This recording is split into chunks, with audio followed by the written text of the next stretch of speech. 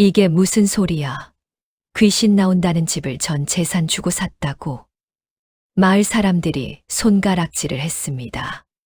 저 과부 미쳤나 봐. 사흘도 못 버티고 죽을 거야. 하지만 그들은 몰랐습니다. 그 흉가 지하에 조선 팔도를 뒤흔들 엄청난 비밀이 숨겨져 있다는 것을. 한겨울 남편을 잃고 내 아이와 함께 길바닥에 내쳐진 29살 과부. 머리카락을 잘라 팔고 피 묻은 손으로 빨래를 해도 하루 끼니조차 해결하기 어려웠습니다. 그녀가 마지막 남은 돈을 털어 산 집은 10년 전 한 가족이 몰살당했다는 악명 높은 송장집이었습니다.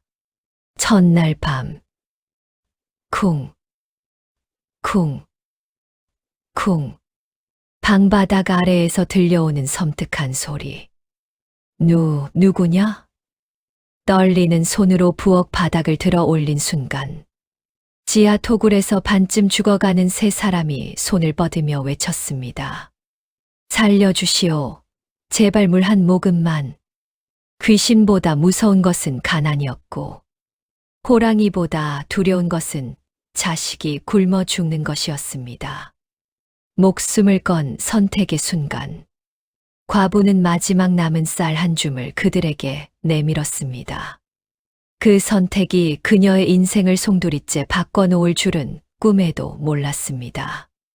흉가 지하에 숨겨진 충격적인 정체와 황금 항아리의 비밀, 그리고 복수와 반전으로 가득한 기적 같은 이야기. 지금 바로 시작합니다. 옛날 옛적 겨울바람이 뼈를 애는 듯 매서웠던 어느 해섬달 금음날이었습니다. 마을 어기 낡은 초가집에서는 사흘째 곡소리가 끊이지 않았습니다. 30도 채 안 된 젊은 나이에 남편을 여인 정씨 부인은 하늘이 무너지는 듯 했습니다. 남은 것이라곤 올망졸망한 내 아이와 텅 빈 쌀독뿐이었지요. 막내는 아직 젖도 떼지 못한 갓난아기였고, 큰아이도 겨우 8살에 불과했습니다. 정씨 부인이 남편의 상여를 보내고 사무제를 지내던 날이었습니다. 대문이 벌컥 열리더니 시어머니가 성큼성큼 들어왔습니다. 그 뒤로는 시동생이 비열한 웃음을 지으며 따라 들어왔지요. 이년아, 내 아들 요절시킨 주제에 아직도 이 집에 버티고 있구나. 사주가 독해서 남편 잡아먹은 년이 어디 붙어 있어. 당장 나가지 못해? 시어머니의 매서운 호통에 아이들은 겁에 질려 어미 치맛자락을 붙들었습니다.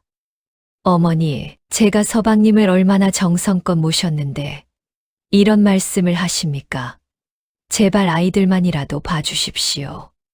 정씨 부인이 무릎 꿇고 애원했지만 시어머니는 귀를 막았습니다. 그때 시동생이 품에서 종이 한 장을 꺼내 흔들었습니다. 형수님, 추하게 굴지 마시오. 이것은 형님이 생전에 빚을 갚는 대신 집과 땅을 내게 넘긴다고 쓴 문서요. 관아에서 도장까지 받았으니 이제 이 집 주인은 나란 말이오. 그럴 리가 없습니다. 서방님은 그런 분이 아니셨어요. 하지만 소용없었습니다. 시동생은 바닥에 엽전 몇 푼을 내던지며 비웃었습니다. 노자돈이나 받고 썩 꺼지시오. 내일 아침까지 나가지 않으면 관아, 포조를 불러 끌어낼 테니 알아서 하시오. 다음 날 새벽 정씨 부인은 내 아이의 손을 잡고 집에서 쫓겨났습니다. 가진 것이라곤 등에 업은 막내와 손에 쥔 보따리 하나뿐이었습니다. 한겨울 찬바람에 아이들의 입술은 파랗게 질렸고 마을 사람들은 손가락질만 했습니다. 재수 없게 남편 잡아먹고 쫓겨나는 꼴 좀 보게나. 우리 마을에 역병이라도 돌면 어쩌려고. 저리 가라고 해. 정씨 부인은 귀를 막고 아이들을 재촉해 이웃마을 장터까지 걸었습니다. 하지만 묵을 곳을 찾을 수 없었습니다. 가진 돈이 너무 적어 여관에서조차 문전박대를 당했지요. 결국 5 식구는 다리 밑이 푸라기 더미에서 서로를 껴안고 밤을 지새워야 했습니다. 엎친 데 덮친 격으로 막내가 고열에 시달리기 시작했습니다. 아가야, 정신 차려라. 엄마가 여기 있다. 정씨 부인은 아기의 뜨거운 이마를 만지며 눈물을 흘렸습니다. 약값을 마련하려면 뭐라도 팔아야 했습니다. 그녀는 품속에서 낡은 가위를 꺼냈습니다. 그리고 시장 한 구석으로 가서 머리카락 장수 앞에 무릎을 꿇었습니다. 제 머리카락이라도 사주십시오. 제발 아기 약값만 주십시오. 쯔쯔, 딱한 사정이구먼. 장수는 혀를 차며 엽전 몇 푼을 내주었습니다. 싹둑. 길게 기른 머리카락이 잘려나갔습니다. 정씨 부인은 그 돈으로 약을 지어 아기에게 먹이며 다짐했습니다. 내 자식들 굶어 죽는 꼴은 절대 보지 않겠다. 귀신이라도 잡아서 살리겠다. 바로 그때였습니다. 부인, 참 딱한 사정이시구려. 뒤에서 누군가 말을 걸었습니다. 돌아보니 눈빛이 약삭 빠르게 생긴 사내가 서 있었습니다. 바로 집을 중개하는 거간꾼이었지요. 보아하니 갈 곳이 없으신 것 같은데 제가 아는 집이 하나 있습니다. 아주 싸게 나온 집이지요. 하지만 제게는 돈이 없습니다. 정씨 부인이 고개를 저었습니다. 거간꾼은 그녀가 쥐고 있는 엽전을 힐끔 보며 말했습니다. 원래는 터무니없는 돈이지만 부인 사정이 딱해서 특별히 소개해 드리는 겁니다. 산 밑에 오래 비어있던 집인데 그 돈이면 들어갈 수 있습니다. 정씨 부인은 선택의 여지가 없었습니다. 등 뒤에서 콜록거리는 막내의 기침 소리가 그녀를 재촉했지요. 갑시다. 어디든 좋으니 제발 아이들이 비바람이나 피할 수 있게 해 주십시오. 거간꾼을 따라 산비탈로 올라가는 길은 험했습니다. 해가 완전히 지자 사방이 어둠에 잠겼습니다. 한참을 올라가니 허리까지 자란 잡초 너머로 쓰러질 듯한 초가집이 모습을 드러냈습니다.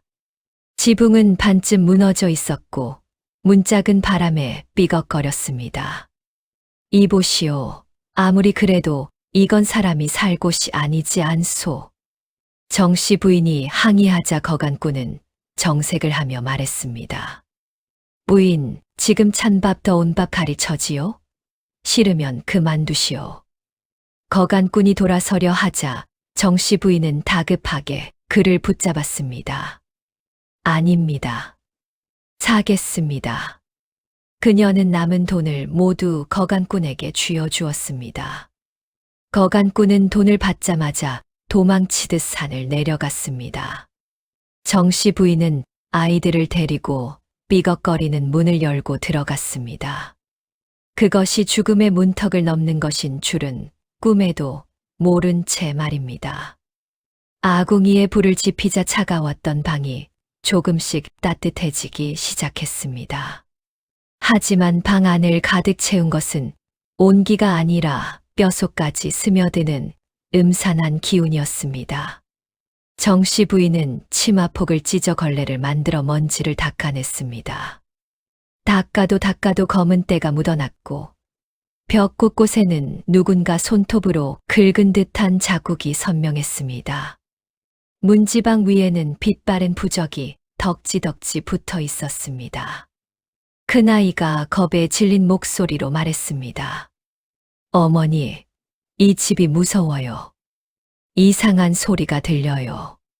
바람 소리란다. 산 밑이라 그래. 따뜻한 아랫목에 누우면 괜찮을 거야. 정씨 부인은 애써 웃으며 아이들을 달랬습니다. 아이들을 겨우 재운 뒤 정씨 부인은 잠을 이룰 수가 없었습니다. 사실 그녀도 이 집에 대한 소문을 전혀 모르는 것은 아니었습니다. 10년 전 한선비 가족이 이사 왔다가 사흘 만에 몰살당했다는 집. 밤만 되면 땅속에서 울음소리가 들린다는 귀신 들린 집. 마을 사람들은 이 집을 송장집이라 불렀습니다. 저 집에 들어간 사람치고 제 발로 나온 사람이 없어. 하지만 정씨 부인은 두려움을 분노로 덮었습니다. 귀신보다 무서운 것은 가난이었고 자식들이 굶어 죽는 것이었습니다. 내 새끼들 건드리면 귀신이라도 가만 안 두겠다. 밤이 깊어질수록 바람 소리는 거세졌습니다. 휘잉, 휘잉. 문풍지가 미친 듯 떨렸습니다. 그때였습니다. 쿵, 쿵, 쿵. 바람과는 전혀 다른 소리가 들려왔습니다. 그것은 밖이 아니라 방바닥 아래 땅속에서 들려오는 소리였습니다. 정씨 부인의 심장이 쿵쾅거렸습니다. 누구냐? 그녀가 떨리는 목소리로 소리쳤지만 대답은 없었습니다. 잠시 정적이 흐르더니 이번에는 쇠를 긁는 듯한 소름 끼치는 소리가 들려왔습니다. 끼익, 끼익. 정씨 부인은 부뚜막에 있던 부직갱이를 움켜쥐고 소리가 나는 부엌 쪽으로 조심스럽게 다가갔습니다. 부엌으로 들어서자 곰팡이 냄새와 흙 냄새가 확 풍겨왔습니다. 드르륵, 드르륵. 소리는 아궁이 옆 낡은 가마니가 덮인 바닥에서 났습니다. 정씨 부인은 침을 꿀꺽 삼키며 가마니를 걷어냈습니다. 그러자 나무 판자가 드러났습니다. 먼지가 수북이 쌓인 비밀 통로의 입구였습니다. 이게 무엇이란 말인가? 그녀는 떨리는 손으로 판자를 들어 올렸습니다. 그 순간 지독한 악취가 확 풍겨 올라왔습니다. 정씨 부인은 옷소매로 코를 막고 어둠 속을 들여다보았습니다. 살려주시오. 제발 물 좀 주시오. 깜짝 놀랄 만큼 처절한 목소리가 땅속에서 흘러나왔습니다. 그것은 귀신의 소리가 아니라 죽음 직전의 사람 목소리였습니다. 정씨 부인은 급히 몽당초에 불을 붙여 아래를 비췄습니다. 흔들리는 불빛 아래 드러난 광경은 충격 그 자체였습니다. 좁은 토굴 속에 뼈만 앙상하게 남은 사내와 여인, 그리고 어린아이 하나가 쓰러져 있었습니다. 아이고, 세상에. 정씨 부인은 입을 막았습니다. 갇혀있던 사내가 불빛을 보자 바싹 마른 손을 허공으로 뻗으며 신음했습니다. 물 한 모금만. 우리 아이가 죽어가오. 그 처절한 눈빛을 본 순간 정씨 부인의 가슴 속에서 두려움은 사라지고 뜨거운 연민이 솟구쳤습니다. 내 자식 굶기는 게 가슴 아픈데 눈앞에서 죽어가는 아이를 어찌 모른 척하랴. 정씨 부인은 서둘러 물항아리로 달려가 바가지에 물을 가득 담았습니다. 귀신집이라더니 귀신이 사람을 가둔 거로구나. 내가 이 사람들을 살리지 못하면 나도 사람이 아니다. 그녀는 조심스럽게 사다리를 타고 지하로 내려갔습니다. 정씨 부인이 떨리는 손으로 물바가지를 사내의 입에 가져다 대자 반쯤 죽어가던 사내가 짐승처럼 달려들어 물을 들이켰습니다. 꿀꺽, 꿀꺽. 물을 마신 사내는 겨우 눈에 초점이 돌아왔습니다. 그는 자신이 마시던 물을 옆에 쓰러진 아내와 아이에게 먹이려 애썼습니다. 자기 목숨이 경각에 달렸는데도 처자식을 먼저 챙기는 모습에 정씨 부인의 코끝이 찡해졌습니다. 정씨 부인은 서둘러 위로 올라와 남은 쌀을 확인했습니다. 이걸 저 사람들에게 주면 내 아이들은 어찌하나? 하지만 지하실에서 들려오는 아이의 가느다란 신음소리가 그녀의 발목을 잡았습니다. 에이, 이 못난 년아. 사람이 죽어가는데 쌀 한 줌이 대수냐? 내 새끼 굶는 게 슬프면 남의 새끼 배고픈 것도 슬픈 법이다. 정 씨 부인은 남은 쌀을 모두 털어 묽은 미음을 끓였습니다. 뜨거운 죽사발을 들고 다시 지하실로 내려가 쓰러진 여인을 일으켜 세워 숟가락으로 미음을 떠넣었습니다.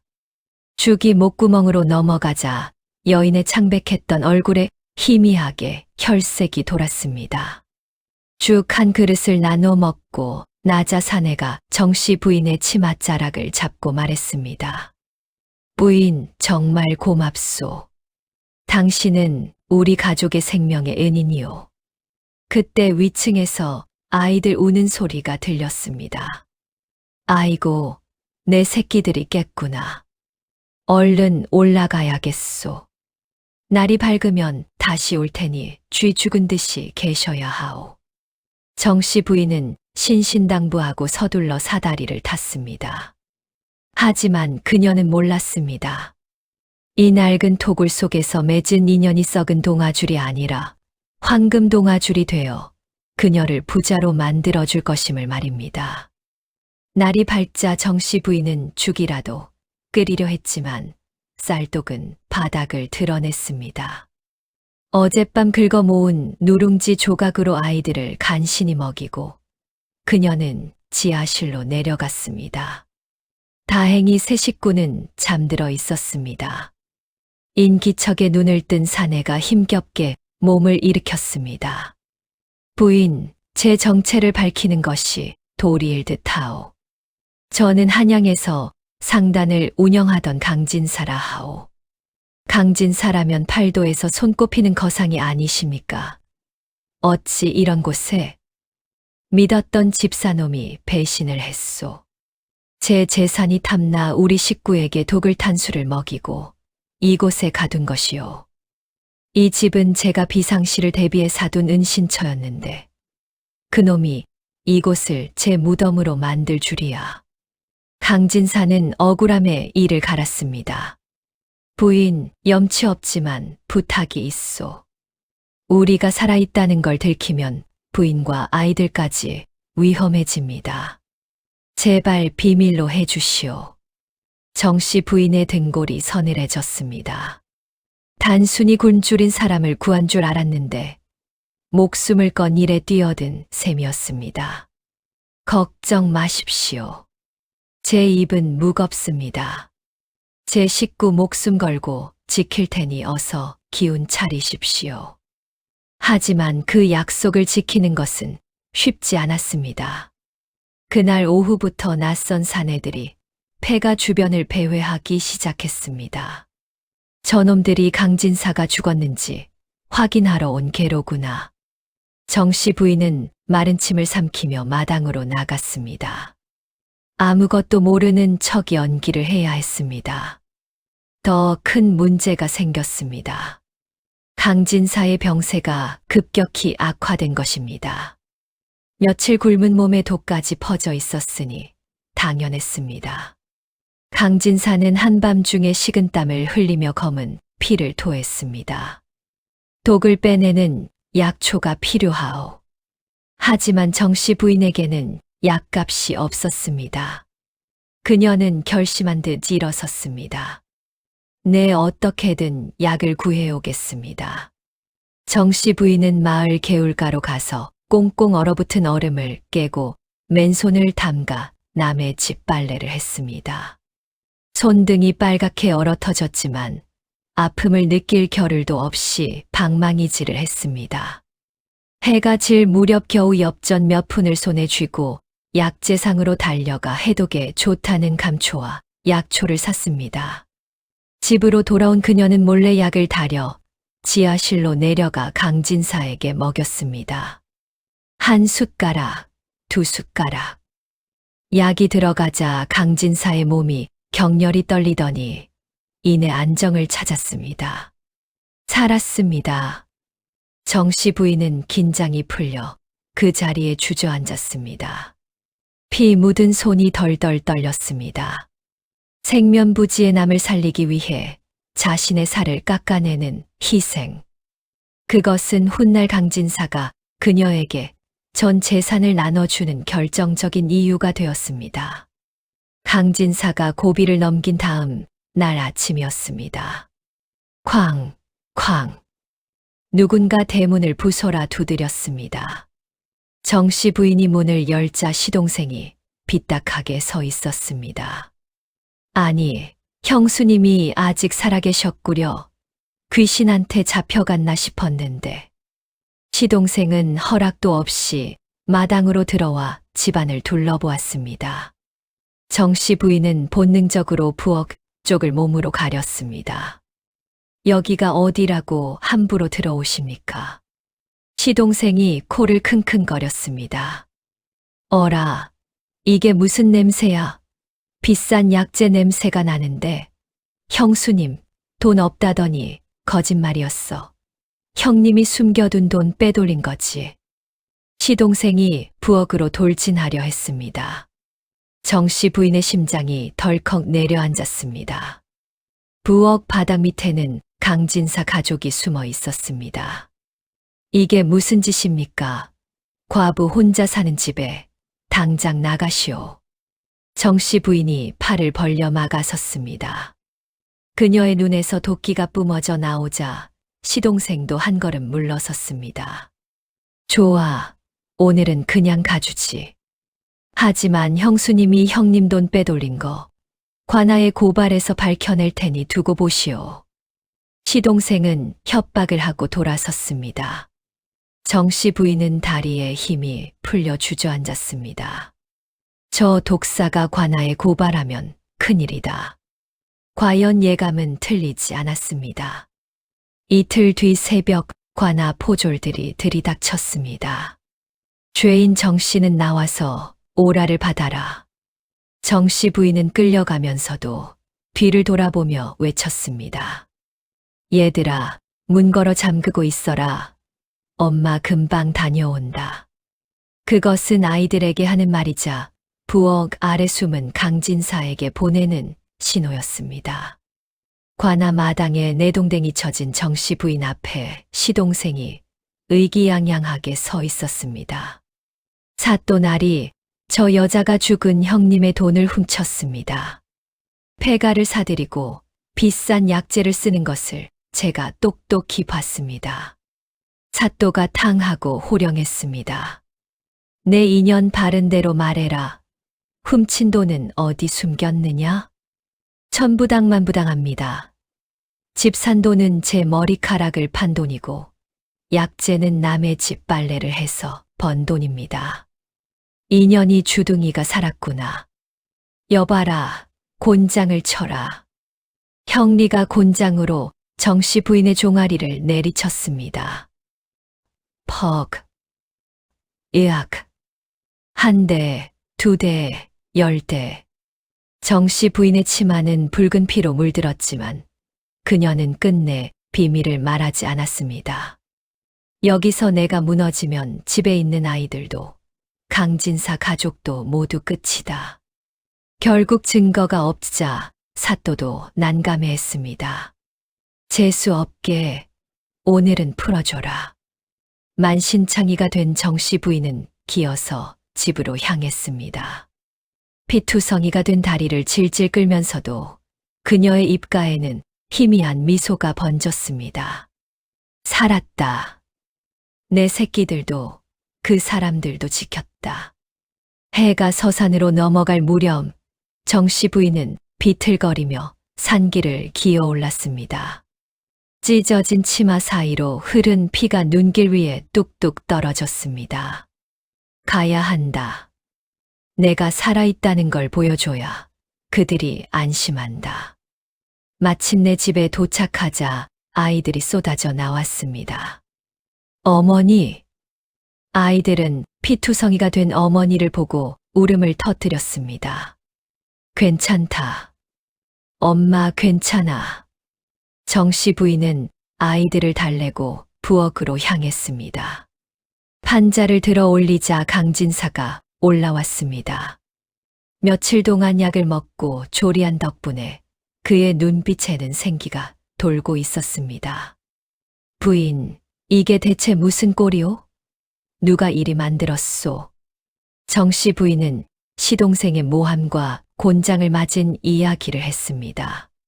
강진사의 주먹이 바위처럼 굳게 쥐어졌고 그의 눈에서는 불꽃이 튀었습니다. 부인, 똑똑히 들으시오. 부인이 흘린 피 한 방울 한 방울을 저놈들의 피눈물로 갚아주리다. 강진사의 목소리는 더 이상 병든 노인의 것이 아니었습니다. 내일날이 밝는 대로 부인은 제 지시를 따라주시오. 이제 우리가 사냥을 나갈 차례요. 잠자던 호랑이가 깨어난 것입니다. 날이 밝자마자 강진사는 정씨 부인에게 말했습니다. 부인, 방바닥을 뜯어내야겠소. 멀쩡한 방을 한겨울에요? 하지만 강진사의 눈빛이 워낙 확신에 차 있어 정씨 부인은 망치를 건넸습니다. 쿵, 쿵, 쿵. 낡은 구들장이 깨지고 흙이 파헤쳐졌습니다. 한참을 파내자 커다란 항아리들이 하나둘 모습을 드러냈습니다. 하나, 둘, 셋. 무려 10개의 독이 방바닥 아래 숨겨져 있었습니다. 강진사가 첫 번째 항아리 뚜껑을 열었습니다. 자, 보시오. 이것이 제가 이 폐가를 산 이유요. 그 순간 어두운 방 안이 대낮처럼 환해졌습니다. 항아리 가득 누런 황금 덩어리와 은괴가 가득 차 있었기 때문입니다. 이게 정씨 부인은 평생 엽전 한 푼에 떨며 살았던 사람이었습니다. 눈앞에 산더미 같은 보화가 쌓여 있으니 다리에 힘이 풀려 주저앉고 말았습니다. 두 번째, 세 번째 항아리에서도 금은 보화와 중요한 상단 장부가 쏟아져 나왔습니다. 이 집은 제가 난리에 대비해 마련한 비밀 금고였소. 배신자 놈이 저를 가뒀지만 정작 발밑에 보물은 못 찾은 것이지요. 강진사는 묵직한 황금 덩어리를 정씨 부인의 손바닥 위에 올려주었습니다. 부인, 이 재물은 제 목숨값이자 부인이 흘린 피값이요. 이것의 절반은 부인의 것이요. 정씨 부인은 금덩이를 품에 안고 소리내어 울었습니다. 곤장 맞은 종아리의 아픔도, 쫓겨난 서러움도, 아이들 굶길 때의 가슴 아픔도 황금빛 위로 눈물과 함께 씻겨 내려갔습니다. 그리고 이 장부가 있으면 저를 배신한 놈과 부인을 괴롭힌 시댁 식구들을 베어버릴 수 있소. 가난과 서러움에 찌들어 살던 과부가 하루아침에 조선팔도 제일 가는 거부의 은인이 된 순간이었습니다. 항아리에서 나온 돈은 도깨비 방망이 같았습니다. 강진사는 은밀히 장정들을 고용했습니다. 오늘 밤 제 집을 차지한 도둑놈을 잡으러 간다. 금음달 뒤로 숨은 어두운 밤, 횃불을 든 무리가 원래 강진사의 집이었으나 지금은 배신자가 차지한 기와집을 덮쳤습니다. 배신자는 기생들을 끼고 술판을 벌이고 있었습니다. 으하하, 이제 이 상단은 다 내 것이다. 그때 대문이 박살나고 장정들이 밀려 들어왔습니다. 검은 옷을 입은 사내가 천천히 걸어 들어왔습니다. 죽은 줄 알았던 강진사였습니다. 으헉, 귀신이다. 배신자는 사색이 되어 떨었습니다. 이놈, 내 술맛이 좋더냐? 내 놈이 내 처자식에게 먹인 독약 맛은 어땠는지 물어보러 왔다. 강진사가 품에서 비밀 장부를 꺼내 배신자의 얼굴에 던졌습니다. 내 놈이 내 돈을 빼돌리고 문서를 위조한 증거가 여기 다 있다. 여봐라, 저놈을 묶어라. 장정들이 달려들어 배신자를 묶었습니다. 그날 밤 훔쳐간 모든 재산은 원래 주인에게 돌아갔습니다. 이제 남은 것은 정씨 부인을 괴롭힌 시댁 식구들을 처단하는 일뿐이었습니다. 강진사는 막강한 재력과 정보력을 이용해 시동생의 숨통을 조였습니다. 빚쟁이들이 시댁에 들이닥쳤습니다. 이 집주인이 빚을 못 갚아 집과 땅이 모두 넘어갔다. 당장 나가라. 이게 무슨 개소리야. 시동생이 항의했지만 소용없었습니다. 장정들이 방으로 들어가 살림살이를 마당으로 집어던졌습니다. 쨍그랑 항아리가 깨지고 옷가지가 흙바닥에 나뒹굴었습니다. 그것은 몇 달 전 그들이 정씨 부인에게 저질렀던 것과 똑같은 모습이었습니다. 시어머니가 대문 기둥을 붙잡고 늘어졌지만 짐짝처럼 밖으로 내던져졌습니다. 쳇, 천벌 받았네. 며느리 눈에 피눈물 나게 하더니 지 눈에서 피고름 나오네. 동네 사람들의 비웃음 속에 시어머니와 시동생은 길바닥으로 쫓겨났습니다. 며칠을 굶주리며 헤매던 두 사람은 결국 감 냄새가 나는 곳을 찾아 나섰습니다. 운명의 장난처럼 그들이 찾아간 곳은 마을에서 가장 큰 부자가 되었다는 정씨 부인의 집이었습니다. 제발 밥 한 술만 주십시오. 시동생이 대문을 두드렸습니다. 하인이 나와 쫓으려 하자 안에서 여인의 목소리가 들렸습니다. 그들에게 따뜻한 국밥을 내어주거라. 시어머니와 시동생은 허겁지겁 국밥을 먹었습니다. 배가 차고 나서 주인에게 인사하려 고개를 들었다가 두 사람은 얼어붙었습니다. 헉, 며느리. 비단옷을 입고 옷비녀를 꽂은 여인, 그녀는 바로 정씨 부인이었습니다. 옆에는 건강을 되찾은 강진사가 서 있었습니다. 어머니, 도련님. 어머니, 도련님 국밥은 입에 맞으십니까? 제가 끓인 마지막 밥상입니다. 정씨 부인은 싸늘하게 말했습니다. 어머니가 쫓아내 주신 덕분에 귀인을 만나 이렇게 큰 집에서 살게 되었습니다. 남의 눈에 피눈물 나게 하면 제 눈에 피고름 난다더니 옛말 틀린 게 없지요. 정씨 부인은 품에서 엽전 꾸러미를 꺼냈습니다. 몇 달 전 시동생이 자신에게 던졌던 것과 같은 액수였습니다. 그녀는 그것을 마당에 던졌습니다. 도련님, 옛 생각이 나서 노잣돈 드리는 겁니다. 이거 받으시고 다시는 제 눈앞에 나타나지 마십시오. 쨍그랑. 동전이 흙바닥에 흩어졌습니다. 대문을 닫아라. 쿵. 육중한 대문이 닫히며 그들 사이의 인연은 영원히 끊어졌습니다. 세월이 흘러 10년이 지났습니다.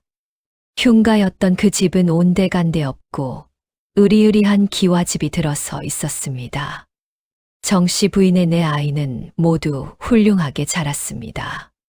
큰아이와 둘째는 과거에 급제했고 셋째와 넷째는 강진사의 상단을 이어받아 거상이 되었습니다. 막내는 좋은 집안으로 시집갔습니다. 어느 화창한 봄날 정씨 부인은 대청마루에 앉아 따뜻한 햇살을 맞고 있었습니다. 이제는 흰머리가 성성한 노부인이 되었지만 그 얼굴에는 편안한 미소가 감돌았습니다. 옆에는 평생의 은인이자 동반자가 된 강진사가 차를 마시며 말했습니다. 부인, 그때 지하실에서 부인이 내민 물 한 바가지가 아니었다면 지금의 우리는 없었을 것이요. 정씨 부인은 잔잔하게 웃었습니다. 사람들은 그 집을 흉가라 했지만 제게는 보물창고였습니다. 두려움을 이겨내지 못했다면 제 아이들도 살리지 못했고 어르신도 만나지 못했겠지요.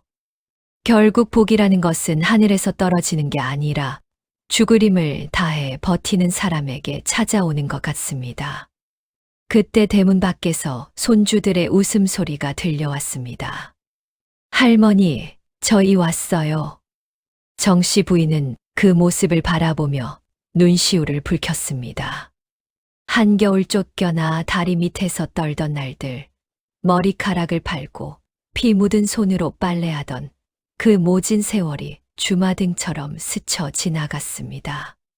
하지만 이제 그 고통은 걸음이 되어 아름다운 꽃을 피웠습니다. 정씨 부인은 마음속으로 조용히 읊조였습니다. 서방님 보고 계시지요? 당신이 남겨준 아이들 이렇게 보란 듯이 잘 키워냈습니다. 이제 편히 쉬세요. 폐가에서 시작된 과부의 인생 역전 드라마는 그렇게 해피엔딩으로 막을 내렸습니다.